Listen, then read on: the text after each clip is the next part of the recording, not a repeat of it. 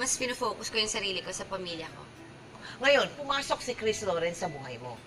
Dito ba, hindi ka nagkaroon ng agam-agam yung bang, teka muna, baka mamaya hindi ito yung totoo, or, baka maulit lang yung nangyari sa akin, ganun. Magkaroon ba ng ganung epekto dito kay Chris? Actually, Tita Mel, hindi pa lumalabas yung scandal, nagkakalala na kami ni Chris. Okay. So, nung lumabas siya, kami na talaga ni Chris.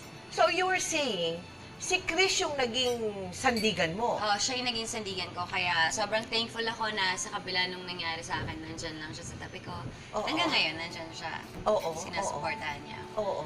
Ngayon, may anak na kayong dalawa, hindi Yes, ba? oo. Ano ang sasabihin mo sa kanya kung halimbawa na at lumaki ang baby mo, di ba? At nalaman niya yung pinagdaanan mo.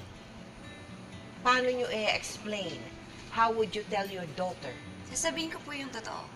Na tao lang din naman ako, nagkakamali ako. Okay, oo. At syempre sa buhay maraming mga ganyang problema dapat marunong kang humarap.